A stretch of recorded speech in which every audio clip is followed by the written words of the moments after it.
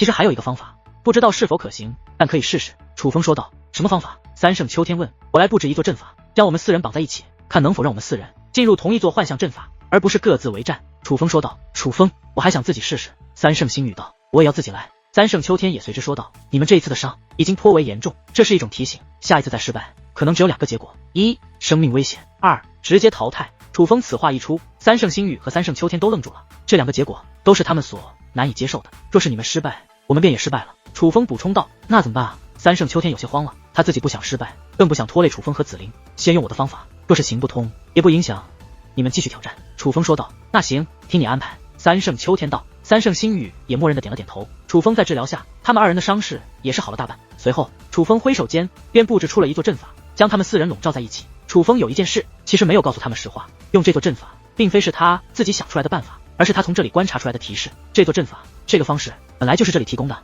为何楚风不直接说？乃是因为这座阵法难度将会加倍，若4个人一同承受，难度将是正常入塔的1倍，是每个人承受的1倍。但楚风害怕三圣星语和三圣秋天承受不住，所以打算独自承受，一人承受4人的量，这个后果可想而知，危险，极其危险。只不过这危险将会落在楚风一人头上，楚风是有信心能够承受的，但他害怕，若是说实话，在场3人不会同意，这就可以了。三圣秋天看着楚风如此快速的便布置了他所说的阵法，感觉有些意外。这样就行，只是试试能不能行还是另外一回事，反正不行也不吃亏。楚风说道。也对。三圣秋天笑了笑。走。楚风此话说完便再度下入此塔，只不过这一次不用另外3人准备，因为他布置了阵法的原因，所以楚风行动之际，另外3人也会跟着他同时行动。刚刚踏入，周遭的一切便立刻变化。三圣秋天他们进入了一座战场之中，天空暗红，大地同样暗红，大地的暗红乃是满地鲜血，而天空的暗红似是被这满地的鲜血所映射而成，刺鼻的血腥气息扑鼻而来，让三圣秋天感觉一阵头昏眼花，阵阵作呕。就连三圣星语都是捂住了口鼻。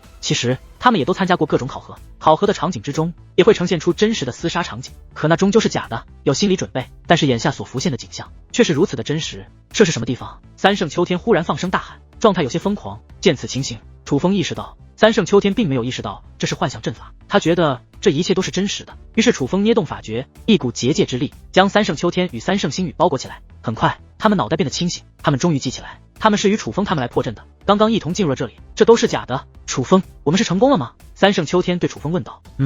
楚风点了点头。那接下来要怎么办？三圣秋天问道。杀光所有出现的人。楚风说道。好，终于可以大展身手了，这可恶的幻象阵法，我非要让他知道我的厉害不可。三圣秋天挽起袖子，准备大干一场，但下一刻他愣住了。楚风，我怎么动不了？三圣秋天本想向楚风的方向走去，但却发现自己根本动弹不得。楚风哥哥，我也动不了，怎么回事？紫菱也是诧异的看着楚风。没事，交给我即可。楚风说道。不对，你是不是瞒了我们什么？紫菱皱起眉头，他猜到了一些。是，我不想你们有负担，也怕你们不同意。随后楚风也是将真相告诉了他们。所以接下来只有你能应对幻象阵法内的一切吗？三圣秋天问。不过无碍，我可以的，只要你们不介意就好。楚风说道。我倒是不介意，只是你一个人真的没问题吗？三圣秋天问。绝对没问题，楚风保证道。隆隆隆！就在此时，大地开始颤动，紧接着远方出现了大片身影，那乌压压的人群，有人族，有妖族，但更多的乃是三圣妖族族人。人族、妖族都是楚风与紫菱认识之人，至于三圣妖族族人，自然便是三圣秋天与三圣星语所认识的人。这幻象阵法怎么这么逼真的啊？三圣秋天脸色惨白，尽管知道这是假的，可是所见太过真实，这种感觉很复杂，好像脑海里有2个声音，一个是声音告诉自己这是假的，可另外一个声音又告诉自己这是真的，这2个声音同时存在，让他有些恍惚，难以坚定信念，更别说去杀掉所见之人了。看到这些人被杀，他都需要克服内心。可就在此时，楚风已经动身，直奔那千军万马而去，同时结界阵法随身而动，无数结界长剑飞掠而出，剑影如暴雨落入远方人群中，却无一剑落空。刹那间，鲜血如浪潮掀起，在大地之上席卷喷溅，是楚风开始大杀四方。看到这一幕，三圣秋天身体都在颤抖。陌生人还好，可是三圣妖族出现的人都是与他关系较好的亲人，哪怕明知是假的，可是看到他们被杀，心中还是有一种难以克服的痛感。此时他有些庆幸是楚风在出手，若是让他来，他可能真的做不到。你还好吗？紫菱声音响起，他注意到了三圣秋天状态不对。其实你可以不看，楚风能够处理。紫菱又补充道。我是不是有些丢脸？三圣秋天也意识到自己的怯懦被看穿了。你没经历过真正的厮杀？紫菱问。还没。三圣秋天道。总有个适应的过程，正常的。紫菱安慰道。你们也是吗？三圣秋天问。我是，但是楚风哥哥好像没有这个过程。紫菱道。三圣秋天有些无语，人与人的差距这么大的吗？那些人中是楚风兄弟认识的人吗？三圣秋天又问。不过无碍，都是假的。紫菱说道。听闻此话，三圣秋天目光复杂，三圣星语同样目光复杂。若是换做他们做不到，哪怕明知道是假的，可那其中毕竟都是自己熟悉之人的身躯，真的将死亡的利刃落在那些亲密之人的身上，他们过不去心中这一关。可是楚风却好像无所谓一样，跟杀鸡宰鱼一样，大开杀戒。若只是对三圣妖族族人也就罢了，毕竟楚风也三圣妖族族人，没有什么情感交织，那些出现的对于楚风而言都是陌生人，可那些人族的便都是楚风的朋友，甚至许多人看到楚风还会呼唤楚风的名字，什么哥哥、弟弟、风儿，各种亲昵的呼唤。那些被阵法凝聚出的人，意图用这种方式来唤醒楚风的情感，避免被楚风杀，来阻挠楚风破阵，但是没用，谁离楚风近谁先死。在三圣秋天来看，此时的楚风已不像是人，更像是凶兽，没有丝毫感情，只有杀戮的本能，那就是斩杀一切。对了，你仔细看看，那里面有你喜欢的姑娘不？以后可以让楚风给你介绍。紫菱说道。三圣秋天听到此话，还真去看了，可楚风认识的人基本都已经被杀光了，剩下的都是他三圣妖族族人了。之前那些楚风认识的人还能试图用以往的感情来唤醒楚风，可三圣妖族族人不认识楚风，只能哀嚎惨叫，那叫一个惨。只看了一眼，三圣秋天便赶忙将头转了过来。不过还在，没过多久，远处便彻底安静，所有人皆被楚风斩杀殆尽。再度观望，远处只有一个身影是站立的，那便是楚风。至于其他人都已倒在血泊之中。这样杀人如麻的楚风让三圣秋天莫名的有些忌惮与害怕，可是偏偏这样的楚风却忽然回头转身看向了他们，且露出一抹笑容，那是一抹让他们安心的笑容。此时的楚风几乎浑身是血，尽管那不是他的血，可看着仍很恐怖。但下一刻大地颤动，那些刚刚被楚风斩杀之人的血液竟然拔地而起，向楚风席卷而去。与此同时，那些死去之人竟纷纷化作灵魂体，以狰狞的冤魂面貌向楚风席卷而去。楚风，你这狠心的东西，拿命来！很快，楚风便被那磅礴的血液以及数万灵魂所包裹。不妙，这是极强的精神攻击。见此情形，三圣星宇不免有些担心。如果说先前楚风斩杀掉那些幻化出来的人，克服的是自己的心理这一关，那么现在楚风要面对的则是实实在在的攻击。类似的精神攻击，三圣星宇也面对过，因此他能判断出楚风此时所面对的精神攻击是极为可怕的。无碍，这种程度应该难不住他。可就在此时，紫菱却淡定的开口。相比于已经狠狠替楚风捏了一把冷汗的三圣星宇和三圣秋天，与楚风更为密切的紫菱则是面容平静，脸上没有丝毫的担心，他有的是信心，对楚风的信心。嗷呜！很快，那漫天的索命之音化作了凄厉的惨叫四散开来，而后楚风身影再度浮现而出，他只是呼吸变得急促了一些，但似乎也只是如此。下一刻，周遭的一切开始化作气焰四散而去，他们发现楚风就站在自己的身旁，身上不仅没有一滴鲜血，就像是什么都没发生过一样，能够证明刚刚他们真的经历了一场极其真实的幻象阵法的，便是他们那紧张到冒出的冷汗，以及还在快速蹦跶的心跳，以及楚风那略微急促的呼吸。我说过我可以的吧，都告诉你不要担心。楚风解除掉了阵法，走到紫菱身前说道，刚刚的程度我确实不担心，但若是更难的程度呢？楚风哥哥，我不想怪你，但这次我必须批评你，我们说好同甘共苦，一同前行的，我能理解你想保护我的心情，可是你也应该询问我自己的决定啊，不然我努力修炼的意义何在？我干脆就找个地方躲起来，就被你保护着算了呗。紫菱撇着小嘴，带着些许埋怨，是我不对，我反省，保证绝对没有下次了。楚风立刻认错，确定？紫菱狐疑地看着楚风，我确定，我保证绝对没有下一次了。楚风是真的认识到自己的错误了，他觉得紫菱说的很对，他想保护紫菱可以，但是也需要征求紫菱的想法，毕竟现在的紫菱也的确不弱，尤其是紫菱的天赋能够有现在的修为。楚风知道紫菱付出的艰辛可能并不比自己少，甚至比他还要苦，恕我不太识相，可我还是想说，你们等一下再儿女情长，容我问一句，我们是通关了吗？忽然三圣秋天的大脸凑了过来，至少刚才的幻象阵法是过了。楚风说道，靠，你太逆天了吧，那精神攻击你怎么扛过去的？三圣秋天问。就硬抗就行，不是很强。楚风说道。那你是怎么对他们下手的？刚刚的你太无情了吧，那里面不都是你的朋友亲人吗？三圣秋天问。都知道是假的了，为何下不去手？楚风反问。你这我。三圣秋天被问住了，他不知如何回答。他猛然意识到，若是继续讨论这个问题，好像只能彰显他的弱小和脆弱的内心，于是问道，那我们接下来怎么办？我看看。楚风也是四下观察起来，此时的他们已经身处于那古塔的第二层，这里比第一层大了很多，但这里的线索并没有上一层多，唯有在通往下一层的入口处，那里摆放着的石碑写着2个字，渗入，看出来了吗？下一层我们需要面对什么？三圣秋天问。无法判断，但我能感觉到下一层非常的难，也许会有生命危险。楚风说道。比这层呢？三圣星宇问。难得多，不是一个档次。楚风说道。听闻此话，三圣星宇的小脸竟变得紧张起来。如果是之前他们还有所怀疑，但是经历那幻象阵法后，见识到那难度后，对楚风的话已深信不疑。正因深信不疑，所以三圣秋天与三圣星宇也都感受到了不小的压力。这第2层都是楚风帮他们过的，接下来那层他们真的可以吗？都来到这了，也没有不继续的理由吧？三圣秋天道。那是自然，准备好了的话我们便下去。楚风说道。三圣秋天看了三圣星宇一眼，随后说道，走。现在楚风也不多说，便直接先走了下去。紫菱等人也是紧随其后，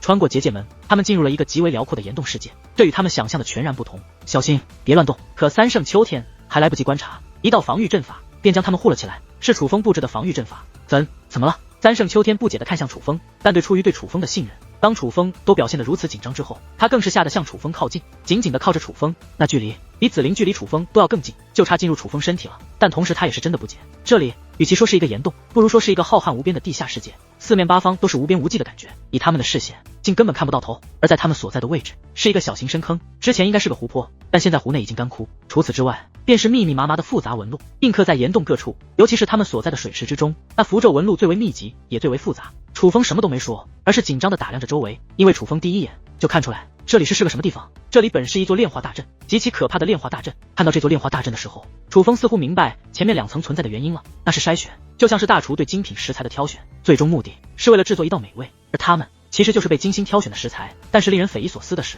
这座大阵废除了，但阵法符咒还完好无损，只是阵法没有运转而已。楚风俯下身，用手摸了一下大地，楚风判断他们所在的位置就是炼化阵法大阵的阵眼，相当于是烹制美味的锅内。这里之前应该是有着特殊材料炼制成的水，只不过这些水不是自然干枯，而是被回收了。楚风哥哥，这里是炼化大阵吗？紫菱问道。这是他观察出的结论，但是他无法确定。炼化大阵。紫菱此话一出，三圣秋天以及三圣星宇都是脸色大变。楚风点了点头，真的是炼化大阵。炼化什么？三圣秋天问。炼化我们，或者说炼化你们2个。楚风说道。啊，炼化我们？三圣秋天与三圣星宇的表情更加震惊。为什么啊？你不是说这里是我三圣妖族先祖为我们这些后辈准备的历练之地吗？只要能够破开此阵，还能够得到特殊的传承吗？怎么又搞出为我们布置的炼化大阵？炼化天才后辈到底怎么回事啊？三圣秋天更是直接问出了心中不解。然而他们所问，楚风也想不通。他想不通为何三圣妖族处心积虑，最终目的是炼化族内天才，也想不通为何前面的一切都正常，但这最后的步骤却又取消了。我再看看。楚风开始仔细观察，这里的阵法其实很复杂，眼下仅能确定是炼化大阵，因为炼化部分太过明显，占比极大，但应该还有其他线索。果然，很快楚风又发现了新的部分，不只是炼化大阵，还有传送阵法。传送阵法，那代表着什么吗？紫菱问。代表着事情没有想象的那么糟糕，这里并非强制性的，而是选择性的。楚风说道。原来如此，我就说嘛。紫菱松了一口气，可紫菱听懂了，三圣秋天则是没听懂。什么意思啊？楚风兄弟，我脑袋笨，你说直白一点呗。这里的阵法被废弃了，如果没有废弃的话，我猜测这里是可以选择的，可以选择是否进入炼化大阵，若是支撑不住，也可以随时放弃，这便是传送阵法存在的原因。楚风说道。选择进入炼化大阵，脑袋有病才会选择被炼化吧？三圣秋天道。那倘若这炼化对自身没有永久伤害，是可以恢复的消耗，并且只要能够达到一定要求，就能破阵成功呢？楚风问。若是这样，那倒是可以试试。三圣秋天道。那便是了，我猜测应该就是这样的。三圣妖族的先祖没必要费尽心思炼化自己的后辈，因为倘若他真的像这样做，以他们当年布下的阵法力量，也完全不用搞得这么复杂，直接将炼化就可以。楚风说道。听你这么说，我倒是松了一口气。三圣秋天说道。那接下来我们应该怎么办？三圣星宇问道。我倒是发现了一个方法，但还需要确定一下，稍等片刻。楚风再度观察，并且很快确定了方法。这个方法很简单，只要他们布置出一座阵法即可。楚风按照阵法布置，当催动阵法之后，顿时光芒普照，整个岩洞的所有岩石上面都浮现出一层奇异光华。奇异光华中有类似蝴蝶的符咒纹路飞掠而出，分别附着在了楚风4人的身上。与此同时，那些光华渗透而出，凝聚一道结界门。楚风，我们这是成功了吗？三圣秋天张开双臂，看着自己以及楚风身上那散发金色光芒的符咒纹路，激动不已。楚风也笑着点了点头。此行虽有些波折，可比楚风预想的还要顺利。楚风也没想到，预想中最艰难的最后一层会是以这样的方式通过的。可忽然，楚风猛地抬头看向岩洞上方，楚风察觉好像有人在看着他们，但他这一抬头，那种感觉消失了。可正因如此，楚风更是确定他们应该是被监视了。楚风哥哥，怎么了？紫菱问道。没什么。楚风摇了摇头，旋即看向三圣星宇，你的身上是不是有传送阵？楚风此话一出，紫菱与三圣秋天皆是神色一致。三圣秋天更是直接问道。啊，什么传送阵？可三圣星宇却是目露诧异。你怎么知道？先前我要独自一个人进入荒漠的时候，族长大人让你跟着我猜测应该是你身上有较为厉害的传送阵法，若是真的遇到凶险，能够带领我快速撤离。楚风说道。你是怎么猜出来的？三圣星宇诧异，这也能猜出来？三圣秋天更是张大嘴巴，因为这未免有些太夸张了。见状，楚风笑了笑，其实是因为你与我同行的时候，我感受到了你体内有阵法波动，那阵法力量很强，当然应该是你有些紧张，所以掌控的不是很熟练，不然以那阵法的力量，我也本该察觉不到。楚风笑着说道。真的吗？三圣秋天转头看向三圣星宇。是，族长大人怕我们遇到危险，所以来之前就将我族较为厉害的一座阵法秘宝植入了我的体内之中，我可以凭借意念进行催动。我们步入荒漠的时候，我怕出现意外，确实有催动阵法。三圣星宇对楚风说道。那你能完全掌控这座阵法吗？楚风又问。三圣星宇点头。能将阵法取出来吗？楚风又问。三圣星宇迟疑了一下，再度点头。可以。三圣星宇、三圣秋天，你们信任我吗？楚风问。信任啊，当然信任了。你不仅是楚轩辕前辈的儿子，没有你，我们更是不可能来到这里，顺利破开这里的阵法。我怎么可能不信任你啊？三圣秋天立刻开口，甚至情绪有些激动，就像是生怕楚风不相信他所说的话一样。三圣星宇则是直接问，你想做什么？我想改变一下你体内的阵法。楚风说道。为何？三圣星宇问。既然你们信任我，我也便实话实说了。在我们登山的途中，我一直用心观察，不想错过一丝细节，因此精神力扩散的范围不大，但却足够集中。隐隐间，我察觉到有人跟踪我们。楚风说道。跟踪我们？是谁啊？三圣秋天立刻问。不知道，很隐秘，我只能确定有人跟踪我们，并且此人很强。楚风说道。外人吗？族内应该没有人敢跟踪我们才对。三圣秋天第一反应便是外人所为，毕竟他们在三圣妖族内可是呼风唤雨的存在，谁敢跟踪他们啊？况且他们同行的可还有他的父亲啊。但是外人进不来啊。可转念一想，三圣秋天又觉得不对，想进入他们这里可是很难的。外人也好，你们族人也罢，现在不该考虑这个问题，其实也很有可能是我多虑了，但还是要做到以防万一。族长前辈实力很强，所以若真有人想做什么，我们4个才是突破口，更改一下阵法会更加安全。楚风说道。见状，三圣星宇立刻捏动法诀，一颗珍珠大小的珠子自其体内飘了出来。别看这只是一颗小珠子，实际上却是一个力量极强的阵法。我解开束缚，你若想要更改，可以直接来。三圣星宇法诀变化，那珠子的一层防御结界便消散开来。楚风直接释放出结界之力，融入那颗珠子之内。这座阵法太过强大，而强大的阵法往往也较为复杂。楚风不敢掉以轻心，因为若是稍有不慎，便会将阵法破坏，功亏一篑。楚风已经发现这阵法只能使用一次，但绝对价值连城，若是被他破坏，那实在是罪过。因此楚风也是小心翼翼。足3个时辰之后，楚风也是大汗淋漓，但是楚风总算还是将这座阵法修改完毕。好了，我教你一个法诀，若是遇到问题，你就用我这个法诀催动这阵法。楚风随后便传授了三圣星宇一个法诀。好，三圣星宇将法诀记下，旋即又将这道阵法植入自己的身体之中。那我们现在可以离开了吗？三圣秋天问。不过切记，咱们4个尽量近一点。楚风说道。知道了。三圣秋天3人纷纷点头，随后他们3人便一同踏入了那道结界门之中。而当他们穿过结界门，则是发现他们直接从第2道结界门内走了出来，不是荒漠，也不是白茫茫的空间世界，而是直接回到了神山之巅。至于三圣妖族族长就站在门口，脸上难掩的紧张与着急。看到楚风他们，才总算松了一口气。你们总算出来了，究竟发生了什么？三圣妖族族长接连问道。他在3个时辰之前忽然被一股传送之力包裹，紧接着便被强行带离到了这里，而后便发现那第2道结界门他竟然无法进去了，但被传送回来的只有他一个人。楚风他们迟迟没有出现，这可将他吓坏了，因为他比任何人都清楚这神山最后一重阵法究竟有多凶险，但却没有任何办法，只能在此等候。好在漫长的3个时辰之后，楚风等人还是出来了。父亲，我们成功了吗？三圣秋天问。这个还要看一看。三圣妖族族长笑着说道。他也早就注意到楚风他们4人此时身上附着着散发金光的符咒印记，其实他认识这金色符咒，因为他也曾获得过。于是他御空而起，随后捏动特殊法诀，刷刷刷。下一刻，楚风等人身上的印记如同一只只蝴蝶一般脱离他们身躯，成群结队的向3尊雕像后方飞跃而去。所飞向的位置乃是那座唯有楚风看到的圣殿虚影。伴随那些蝴蝶的融入，圣殿虚影也是从浮现而出，从虚影化作实体，从远处向近靠近，升到高空，更是散发出耀眼光芒。看到这一幕，三圣妖族族长如石化一般愣住了。难道楚风说的是真的？三圣妖族族长看得目瞪口呆，可这近似石化的反应却更能彰显他的激动。圣殿越高，光芒越盛，便代表着圣殿将赐予的力量越强。眼前所见超越以往。可就在此时，忽然一道威压从天而降。当三圣妖族族长反应过来之际，一道身影落在了楚风等人身旁。圣老，而那道威压正是圣老释放，覆盖面积很小，刚好将楚风等人覆盖当中，宛如牢笼。圣老，见到圣老，莫说三圣妖族的人，就连楚风都是感到意外。他想到了很多种可能，但并未想到这个人会是圣老。圣老，别伤害楚风，祸不及妻儿。就算楚轩辕犯下大错，但也不该牵连他的儿子。况且那件事情未必就与楚轩辕有关。三圣妖族族长赶忙大声说道，脸上布满了焦急与紧张。可是他此话一出，就连圣老都是一愣。族长，你在说什么？圣老问。圣老，我知道你与我父亲关系极好，乃是过命交情，为我父亲可以不顾一切。可楚轩辕当年真的不是故意的，他为我族做出的贡献，您不能忽略掉啊。三圣妖族族长继续说道。你族长是以为老朽在意当年之事？圣老问。难道您不在意？三圣妖族族长问。我明白了，这些年族长一直表现的对楚轩辕怀恨在心，都是装的。族长是觉得老朽会因为当年他破阵失败，使得圣物丢失，间接让你父亲一病不起，而怪罪于他。尽管老朽已经明确说过，此事不怪楚轩辕，可因为老朽与你父亲的交情，族长还是觉得老朽会找楚轩辕麻烦。因此族长你在楚轩辕走后，一直都装作记恨于楚轩辕，以此不与老朽产生隔阂，实则你是在保护楚轩辕。老朽就说嘛，你与楚轩辕关系那么好，怎么就突然不讲情面，对于那件事如此耿耿于怀了？原来都是装的。圣老说出这番话后，他也随之笑了。这个结果反而是他所希望的。而三圣妖族族长听到这番话后，则是也有些茫然。所以圣老您当真不想追究当年之事？老朽与你父亲关系的确很好，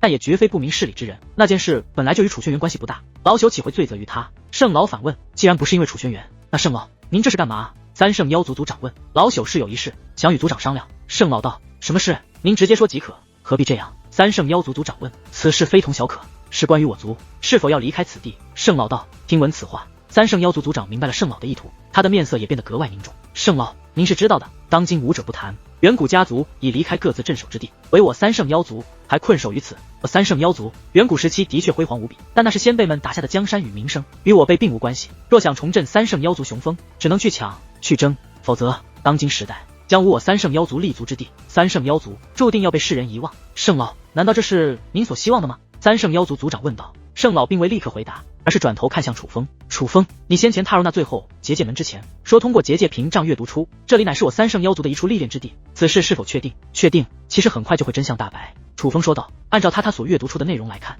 只要顺利接受圣殿内的力量与传承，一切都将公之于众。楚风回答后，圣老看向三圣妖族族长。族长，其实不用这个线索，根据族内史料记载，也能推断出这里并非我三圣妖族真正的传承领地。所以远古之后究竟发生了什么？为何我三圣妖族先辈为何会带着我们来到这里？这是一个值得推敲的问题。而正因此的特殊，这里的防御阵法是双向性的封锁。族长若要解除束缚我族的阵法，就要解除守护我族的阵法。在不明当年真相之前，在不确定所有势力实力之前，将我族暴露于危险之中，老朽觉得这不是一个正确行为。圣老说道。圣老，您所说的我能够理解，但固步自封与自取灭亡也没有区别。我们身处在这弱肉强食的世界，若要指望他人弱于我们，指望强于我们之人心存善念，那无异于是在等死。此地守护阵法保得住我们一时，保不住我们一世，你我都清楚。若有真正的高手来犯，这守护阵法也是无用。可我三圣妖族当年是何等存在，乃远古时期前时的强大妖族。我想若先祖在世，也定然不想看到我三圣妖族沦落至此。我三圣妖族族人也定然不想苟活于世。远古之后，多少先辈从小到大都被囚禁于此，未曾看到过外面的世界。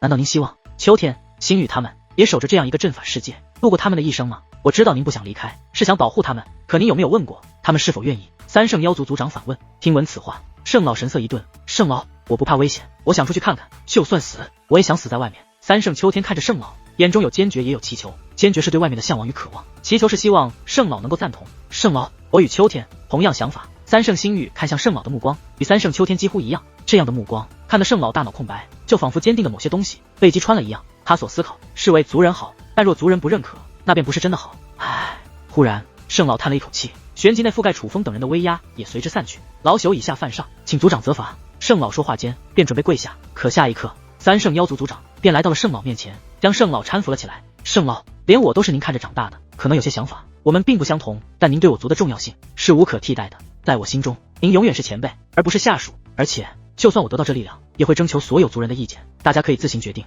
若是选择留守这里的族人多，我绝不破坏阵法。三圣妖族族长又道。三圣妖族族长说道。原来是老朽多虑了，族长英明。圣老叹道。此时圣殿已彻底显现，族长与圣老谈妥之后，便继续捏动法诀。而此时再度捏动法诀，整座神山都是微微一颤，这一颤遮挡视线的雾气消散，使得楚风等人视线变得开阔起来。他们终于能够看到神山有多么的浩瀚无边。紧接着整座神山都升腾起金色的光华，那金色光华宛如雾气一般缓缓升起，但却极为壮观。升起的金色光华皆向圣殿方向汇集，宛如万物朝拜。而当所有自神山升起的金色光华融入圣殿之后，圣殿的光芒比平时更加耀眼，但自那光芒之中却有几行字迹浮现。那几行字迹说明了此地的确是历练之地，而今最后的两重阵法被破，族内将有人得到传承。看到这几行大字，三圣妖族族长与圣老都是如释重负，脸上露出一抹意味深长的笑容，因为这几行字能够证明楚风父亲当年乃是破阵成功了。嗡！忽然两道金光从圣殿射出，最终分别落在了三圣妖族族长以及三圣秋天的身上。传承。此刻圣老与三圣星宇目光异常复杂，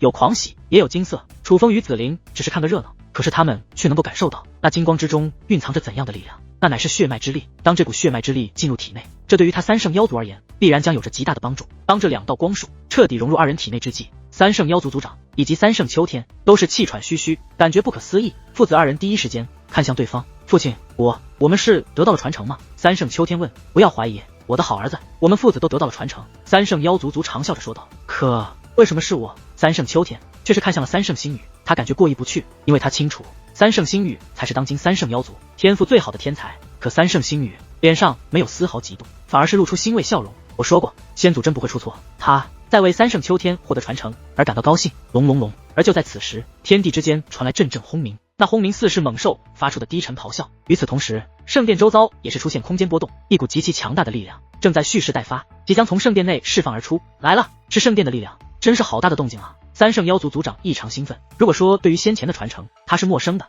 那么此时即将出现的力量，就是在神山破阵之后圣殿赐予的力量。三圣妖族族长就是想利用这力量来解开三圣妖族的束缚，带着三圣妖族族人离开此地。于是他赶忙拿出了三圣妖族族长的令牌，这股力量唯有三圣妖族族长有权使用，也唯有三圣妖族族长能够接受。可就当三圣妖族族长做好准备之际，天地间的轰鸣之音不仅散去，那圣殿内蓄势待发的力量也是回撤不见。一时间，天地安静的有些诡异。族长，这是怎么了？圣老问。我也不知道啊。三圣妖族族长也是一脸的懵。楚风哥哥，那力量应该是没有给三圣妖族族长吧？紫菱看向楚风，只不过是以暗中传音。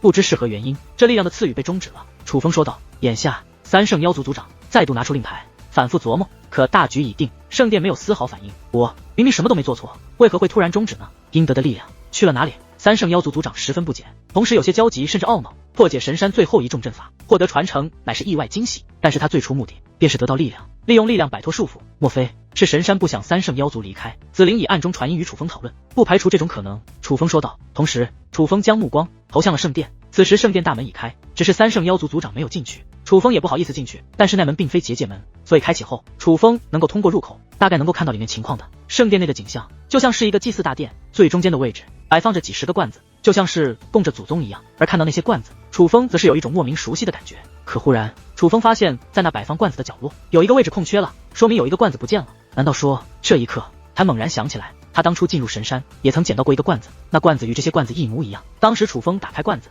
释放出了一团黑色气焰。楚风起初以为那只是一种印记，可发现罐子内空空如也后，便后知后觉，感觉那团黑色气焰很可能就是罐中之物，被楚风不小心放了出去。而如今这圣殿内恰恰少了一个罐子，楚风很难不将自己遇到的那个与这个少了的罐子联想到一起。族长大人，忽然圣老呼唤妖族族长，且语气带着些许慌乱。三圣妖族族长还在研究哪里出了错，看能否再让那力量重新出现。见圣老呼唤，不由看了过去，而圣老给了族长一个眼神后，则是将目光投向了圣殿之内。楚风所看的位置怎么少了一个？见此一幕，三圣妖族族长也是脸色大变，赶忙御空而起，进入圣殿之中。你们先不要动。圣老对三圣秋天以及楚风等人说出这番话的同时，还丢出一件宝物，那宝物化作极强的结界之力，将楚风等人罩在了当中。随后，圣老也踏入了圣殿之内。他们两个踏入圣殿，竟纷纷亮出了兵刃，四下观望之际，极其谨慎，如临大敌。三圣妖族族长与圣老一番认真搜寻后，虽然紧张少了许多，可是脸上的忧愁却是增添了不少。父亲大人，到底怎么了？一脸懵的三圣秋天大声起来询问。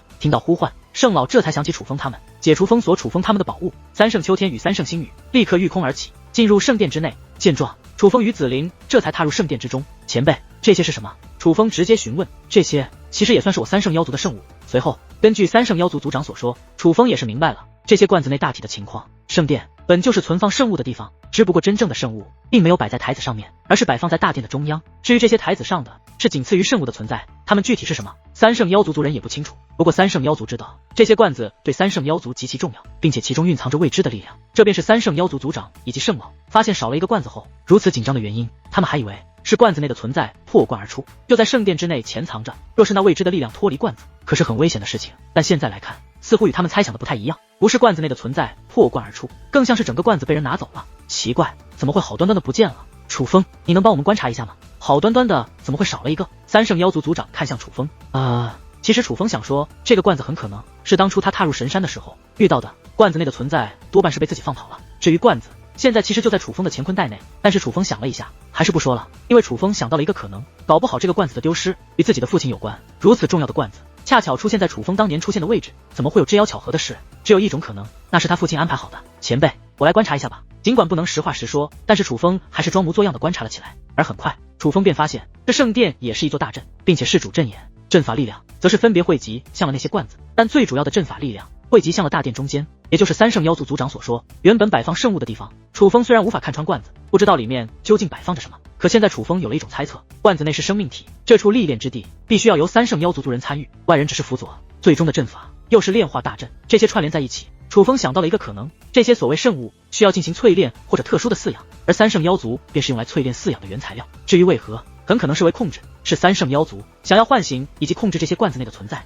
前辈，我有一个问题，还请前辈务必如实相告。楚风看向三圣妖族族长，你说三圣妖族族长道：“你与我父亲一同进入了最后2重阵法的第1座，对吗？”楚风问：“虽是他要求破阵，但他一个人也是不行，所以是我随他一同进去的。”三圣妖族族长道：“能否将你们阵法内遇到的情况告诉我？”楚风问：“当然。”随后，三圣妖族族长真的将破阵的具体情景告诉了楚风。他们的过程与楚风他们有些区别，但是最后的1重关卡也是一座炼化大阵。炼化大阵为何会有炼化大阵？听到这里，就连圣老都面露惊讶，显然他也不知道当年具体情况。而炼化大阵炼制器物很正常，但若是用来炼化人，那便是一件非常不好的事，那是邪门歪道才会做的事情，所以圣老才会有如此反应。毕竟三圣妖族先祖布置的历练之地，怎么会出现炼化大阵呢？的确是炼化大阵，我也想不通原因，怕您与父亲担心，便没有告诉你们。三圣妖族族长说道：“那父亲，你们被炼化了吗？”三圣秋天问。“当然，那感觉可酸爽得很。”三圣妖族族长道：“那为何我们遇到的炼化大阵是关闭的呢？”三圣秋天不解：“你们也遇到了炼化大阵？”三圣妖族族长感到诧异：“对啊，我们所破的阵法最后一关也是炼化大阵，只不过我们的那座炼化大阵关闭了。”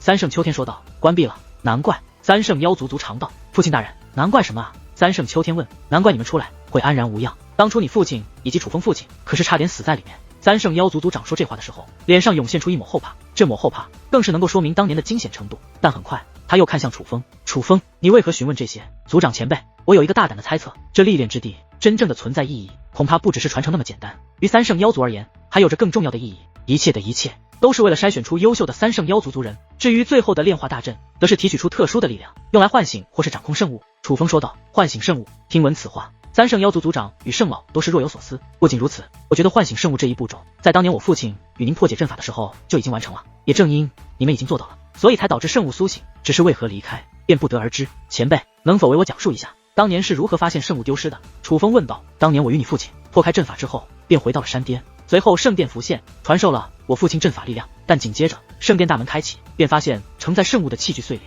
圣物也是消失不见，所以当年才判定是你父亲破阵失败了。三圣妖族族长说道。那承载圣物的器具呢？楚风问。在我这里。三圣妖族族长说话间，大袖一挥，一个碎裂的黑色瓶子便浮现而出。当那黑色瓶子浮现的一刻，神鹿立刻开口，且语气震惊：“楚风这个气息，前辈，我感受到了。”楚风回答的语气同样充斥着惊讶。在这黑色瓶子上，楚风感受到了一个曾遇到过但却极其危险的气息——暗黑妖神的躯壳。暗黑妖神乃太古时期之物，也是传说之物。据传说，此物掌握空间之力，轻而易举间便可毁灭一方星域。楚风曾见过其躯壳，那躯壳高达1000万米，是楚风至今为止除体内那9只雷霆巨兽外，从未见过的庞然大物。而9只雷霆巨兽只是在楚风体内，但暗黑妖神的躯壳是真实世界所见，那种压迫感，楚风至今难以忘怀。之所以说那是躯壳，乃是因为它彻底丧失生命特征，乃是死去之物。可偏偏他的身上却散发着强大的气息，蕴藏着超乎想象的力量以及些许空间之力。牛鼻子老道就是借用暗黑妖神躯壳残余的力量，在祖武天河内构建了一个覆盖多个星域的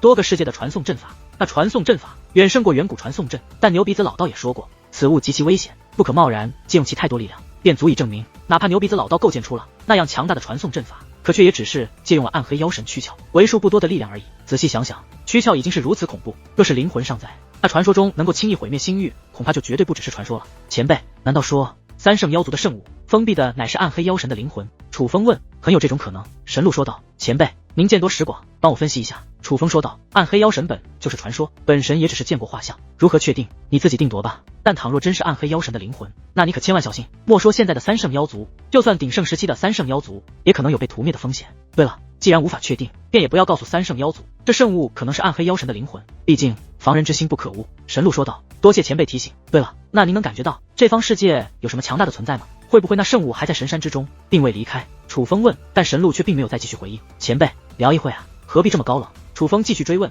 神鹿神通广大，他觉得神鹿能够给他提供帮助，可神鹿依旧没有回应。倒是三圣妖族族长声音响起。楚风，怎么了？是楚风看到这黑色瓶子后，便短暂愣了神。没什么，只是依我观察，感觉这残留的气息非同一般，甚至有些危险。楚风听从了神鹿的建议，并没有将自己的怀疑告诉三圣妖族族长，但却问道：关于这圣物，三圣妖族可有更多记载？没有。三圣妖族族长却摇了摇头。这个摇头直接断了楚风通过三圣妖族打探关于暗黑妖神的想法。这圣物应该实力非同小可，既然离开，就没有任何动静吗？楚风又问。没有，圣物丢失后，我族一切如常，倒是没有发生什么。三圣妖族族长说道。之后，楚风又观察了一番，也是看不出什么线索。而进入圣殿也是有时间限制的，时间限制到了之后就会关闭。楚风等人也被强行送了出来，圣殿消失，大雾再度笼罩神山。三圣妖族族长很不甘心，因为他来到此地真正的目的就是想获得圣殿赐予的力量，从而解除此地束缚，带领三圣妖族离开此地。只是不曾想，明明有强大的力量，却并没有赐予给他，这让他想不通，也很不甘。毕竟楚风所破的乃是最后的阵法，以后基本没有机会再与这么强大的力量接触了。若想离开这里，只能另想他法。至于他们得到的传承，他们暂时也搞不清楚，因为那力量也是需要参悟的。不过总归还是有了一点希望，也许这传承会是他们摆脱此地的机会。然而就在楚风一行人即将走下神山之际，忽然一股传送之力笼罩楚风。楚风见状，紫菱赶忙探手去抓，但却未能抓到。伴随传送之力消失，楚风也随之消失。无碍是好事，他被神山庙堂选中，是进入神山庙堂之中了。三圣妖族族长说道。听他这样说，紫菱才松了一口气。父亲大人，明明我们与楚风一同破阵，怎么只有楚风一个人进去了？三圣秋天有些不解。之前我也是与楚轩辕一同破阵，不也是只有他一个人进去了？三圣妖族族长说道。我懂了，一定是谁的贡献大，谁才有资格进入神山庙堂。三圣秋天一副恍然大悟的表情。你这个可不一定，况且你们几个可能是楚风贡献较大，但我与楚轩辕可是平分秋色。三圣妖族族长说道。也对啊，那看来还是有其他原因。三圣秋天若有所思，似是很想参透其中的奥义。我知道了。很快他又眼前一亮，神山庙堂只有外来者可以进入，这是对外来者辅助我族族人破阵的额外奖励。三圣秋天说道。你别说，还真有这个可能。三圣妖族族长说道。而与此同时，楚风的确进入了神山庙堂之中。不仅进入了神山庙堂，这神山庙堂乃是一个阵法空间，而楚风的身上似乎不知不觉间就收集了神山之力。之前没有任何感受，但进入这里便能感受到这股神山之力具体的数量。楚风也因此能够较好的掌控神山之力，从而进行兑换所需要的物品。这里应有尽有武技、兵刃、功法、修炼资源以及特殊宝物等等，并且可以自由选择，也就是在兑换之前是可以先查看物品的。这也就使得楚风将各种各样的物品都先查看了一番。一番查看后，楚风直接放弃了修炼方面的物品。这里的武技不是很强，兵器最高也就是神兵，但品质也不是特别的好，反倒是修炼资源以及一些特殊宝物品质较高，尤其是特殊宝物包含了治疗之物以及其他方面的宝物，品类较多，品质也很高。但是楚风能够明确的察觉到这里的修炼资源不适合自己，这便是他父亲没有选择此地修炼资源的原因。于是最终楚风从特殊宝物中选择了3件宝物，其中品质最高、消耗神山之力最多的乃是修复修炼根基的修复之物。楚风觉得此物多半是对紫菱的伤势有帮助。第2件宝物乃是一张符纸，短暂时间内能够大大增强自己的观察之力。楚风想看看能否凭借这张符纸观察祖武界宗的那座主城。至于第3件宝物，还是一件治疗物品，而这件物品与帮助紫菱那个有些区别。楚风觉得可能对温雪的伤势有些帮助，毕竟温雪先是帮助紫菱，后是帮助楚风，楚风总归是欠他一个人情。其实可以选的话，楚风倒是想找一个能帮助淡淡恢复的宝物，只是可惜这里的宝物种类虽多，但却没有任何能够对界灵有帮助的宝物。伴随最后的神山之力耗尽，楚风也被传送之力包裹，回到了紫菱等人所在的位置。楚风刚刚站稳，一张大脸便凑到了自己面前，是三圣秋天。楚风兄弟，是不是进入神山庙堂了？楚风点头。靠，不够意思，你发现如何进入神山庙堂的方法也不和我们分享一下？三圣秋天撇着大嘴，我也不知道具体方式，不知为何只有我进去了。楚风说的是实话。哈哈，我是与你开玩笑的，因为我已经知道了触发进入神山庙堂的2个关键了。三圣秋天道。关键在哪？楚风问。一个是神山庙堂其实只有外来者可以进入，这是其一，其二就是在破阵的时候需要起到关键作用，这便是为何你进去了，紫菱姑娘没有进去的原因。话到此处，三圣秋天还特意看了紫菱一眼。紫菱姑娘，你别误会，我说这话不是贬低你的意思，不是你不够优秀，只是我楚风兄弟太优秀。听闻此话，紫菱也不由一笑。而就在此时，紫菱、三圣秋天、三圣星宇就像被束缚了一样，紧接着他们3人身上都有神山之力浮现，神山之力自他们体内向外释放，各自会集成一团气焰。当神山之力全部释放而出，气焰散去，竟各有一把神兵浮现，这便是他们此行的奖励。我去，竟是神兵！看到神兵，三圣秋天狂喜无比，三圣星宇也是目露激动。从他们的反应可以看出，神兵应该是神山之中较好的奖励了。之后离开神山，三圣妖族族长特意召集所有族人，宣布了楚轩辕当年破阵成功，圣物丢失多半与楚轩辕无关。此事引起了不小的轰动，甚至有许多人当场欢呼。看得出来，楚轩辕在三圣妖族心中分量当真极重，哪怕圣物丢失之事之前怪在了楚轩辕头上，但也仍有许多人对楚轩辕并无恨意，这才导致如今真相大白，他们欢呼而起。后面楚风表示想去见一见三圣妖族族长的父亲，三圣妖族族长父亲因圣物丢失而重病不起，一直陷入昏迷。楚风擅长结界之术，想看看能否尽尽微薄之力，尽管也没把握，但总归想试一试。可三圣妖族族长却说，如今其父亲在封闭的阵法之中进行治疗，楚风若要见，需要等上几年。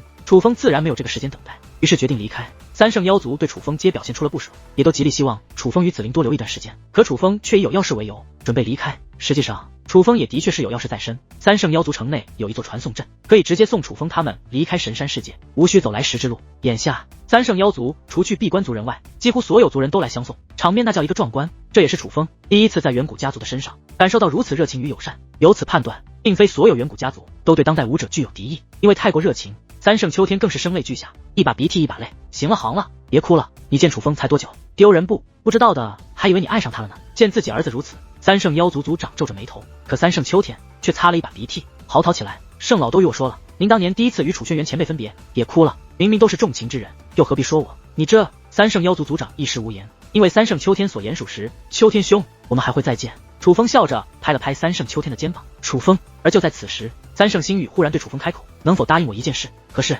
楚风问，我想挑战你，但不是现在，而是下一次见面。三圣星宇道，可以。楚风直接应下，他知道三圣星宇实力非同小可，之前交手他故意隐藏实力，楚风虽胜，但也不痛快，所以楚风也很想与他真刀真枪的比试一场。楚风，这个你收着。三圣妖族族长将一个乾坤袋递给了楚风，前辈，我的上品丹都已经与秋天兄兑换到我需要的物品了。这个，楚风话未说完，三圣妖族族长便说道，不收便是嫌弃。见状，楚风也不好推脱，而是直接收下，那便多谢族长前辈了，这才怪。三圣妖族族长满意的笑了笑，紧接着一道暗中传音映入楚风耳帘，楚风，有一件事不方便当着族人面说，但我想还是应该与你交代一下。是三圣妖族族长，前辈请讲。楚风暗中回问道，其实当年那座会将排名公众的阵法，是你父亲让着我的，他觉得我以后是要坐上三圣妖族族长之位的，这个对我比较重要。声明，我当年是极力反对的，是你父亲态度坚决。三圣妖族族长道，多谢前辈。其实三圣妖族族长不说，楚风自己也有所猜测，这种事不难猜，但是三圣妖族族长愿意告诉楚风真相，这便是完全不同的意义。又交谈一番后，楚风便与紫菱踏入传送阵法之内，就此告别神山。而楚风刚走，三圣星宇便看向三圣妖族族长，族长大人，我要入圣境修炼的。此话一出，三圣妖族所有族人都是神色变化。圣境修炼的乃是神山赐予的强大修炼之地，凡是踏入其中的天才，出来之后都会得到蜕变。如今三圣妖族当代最强的几位天才小辈都在圣境修炼地内修炼，唯有一个除外，那便是三圣星宇。而三圣星宇乃是当今三圣妖族公认的天赋最强的小辈，但他却有着自己的坚持，一直不肯踏入，如今终于决定踏入，这对于三圣妖族而言都是一个好消息。楚风与紫菱踏入传送阵没多久，便很快离开了神山世界，来到了神山之外。楚风内心颇为感慨，来此之前他是万万没有想到神山世界内会与自己父亲有着这样的渊源。可忽然一股传送之力凭空出现，向楚风二人包裹而来。前辈，带我走。楚风第一时间察觉到不妙，这传送之力是来捕捉他们的，并且极其强大，种种感觉都告诉楚风，这股传送之力恐怕来者不善。于是楚风便想呼唤神鹿，让神鹿带他们逃离此地。只是那传送之力速度太快，几乎楚风脱口而出之际，传送之力已是将他与紫菱封锁。下一刻，楚风与紫菱便回到了神山世界之中，并且所在的位置乃是神山之巅。楚风哥哥，紫菱也是感觉是有蹊跷，不由得靠得楚风更近，而楚风则是认真观察，发现这里的确是他们之前所来到的神山，并非是伪造的，只是眼下的神山圣殿不是虚影，而是浮现而出，并且殿门敞开。就在楚风向圣殿内观察之际，一道苍老的声音响彻开来，小友莫要紧张，我只是有事与你相商。这声音自天上而来，同时一道目光也笼罩着楚风与紫菱，这目光正是楚风之前在最后一道阵法之中感受到的，但不同的是，这道目光眼下不仅感受得清清楚楚，更是能够感受到对方的强大。这种察觉宛如被困住的蝼蚁感受到了人类的目光，只是眼下楚风便是那被困住的蝼蚁。而就在此时，又有一道声音映入楚风耳帘，竟是神鹿的声音。楚风，这位实力极强，本神恐怕无法带你逃脱，你自己有些分寸吧。听闻此话，楚风更觉不妙，神鹿的本事楚风是见识过的，如今连他都这样说了，足以证明此时说话这位的恐怖程度。前辈，可是三圣妖族族人？楚风抬头询问。是，那位回道。对方如此回答，楚风悬着的心倒是落下了一点点。对方若是三圣妖族族人，那也许还有的商量；若是对方是外人，却又有如此强大的实力，那可能就真的大事不妙了。不知前辈有何事要与晚辈相商？楚风问。那位没有直接说是，反而是笑着说道：小友，你有一个不得了的父亲啊。这抹笑声让楚风心中不安浓了几分，那语气不像夸赞，更像是一种意味深长的调侃。这种调侃敌友难辨，但若是敌，可就真的要惨了。可慌张没有任何意义，再大的事情终究要面对。于是楚风问：前辈此话何意？小友，你是聪明人，我能将你传送此地，相信你也清楚，我是真正掌控神山阵法之人。我当年陷入沉睡，于近期苏醒，但苏醒之后便发现我三圣妖族的圣物丢失，而此事与你父亲有关。那位说道：前辈，您怎知此事就与我父亲有关？楚风反问。莫要装糊涂，此事不仅与你父亲有关，还与你有关。此话一出，楚风心中不妙之感渐浓，对方能说出此话，显然是已经知道了什么。可楚风自己也有点懵，他父亲的事情楚风并不清楚，只说自己楚风的确接触过一个罐子，但并没有接触过三圣妖族的圣物。可就在此时，那位继续说道：那黑色的罐子还在你身上吗？听到这里，楚风有些意外，他没想到这位连这件事都知道。莫要紧张，你不说也情有可原，但我说过，我掌握着神山真正的阵法力量，这阵法能够记录神山那一段时间内所发生的事情。我苏醒之后，发现圣物丢失，便查看了所有阵中记载，发现圣物丢失，罪魁祸首乃是我三圣妖族自己的问题，承载圣物的器物不够完善，才是圣物丢失的根本原因。那位话到此处，却故意停顿了下来，似是有意勾起楚风的好奇心一般。于是楚风直接问道：“前辈，那当年究竟是怎么一回事？您为何又说圣物丢失与我父亲有关？”小友，你之前的猜测没有错，此地阵法不仅仅是为了历练，也是挑选出优秀后辈，用他们的血脉之力来淬炼圣物。你父亲很强，当年若不是他，纵使三圣乾坤天赋再好，也不可能在最后2重阵法的第1重阵法内便完成最终淬炼。淬炼圣物这件事上，你父亲的功劳甚至是在我三圣妖族族人之上的。但话说回来，可能也正因为没有通过2重阵法来完成最终淬炼，才导致圣物提前苏醒，破屏而出。那我还是要说，圣物破屏而出是我们三圣妖族自己的问题，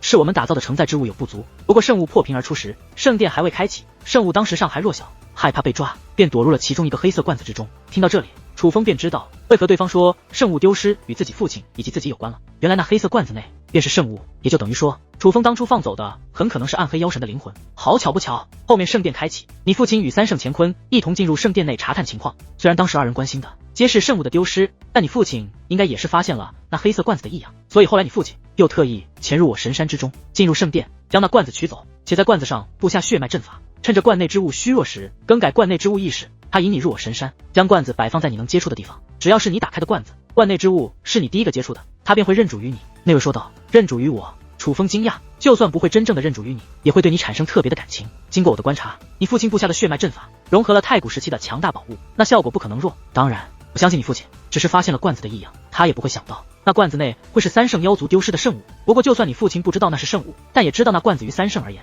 同样珍贵，这件事上你父亲是很清楚的。因此你父亲潜入圣殿带走罐子，此为私心之举，乃是事实。那位说道：“可按照你所说，我父亲是离开之后又回到神山，可圣殿开启不是需要破开阵法吗？那我父亲是如何进入圣殿的呢？”楚风问。正常来说，他确实无法进入，但他就是做到了，不然怎么说你有一个了不得的父亲？那位笑道。直至此时，楚风才知道这句了不得的含义，原来是自己的父亲打破了神山的一些限制，所以前辈找我到底是何事？楚风问。很简单，你去将圣物找回来，这件事情可以作罢，但在你找回圣物之前，你的这个小女友就需要先留在神山之中。那位说道。前辈，罐中之物无论是不是圣物，晚辈都会去找，但能否换个方式，不要将紫菱扣留？楚风赶忙说道。换个方式？难道还有留下你至亲之人更好的方式吗？那位问道。有，您可以让我服毒。楚风说道。楚风哥哥，不要！听闻此话，紫菱慌了，他宁愿被扣押，也不希望楚风服毒。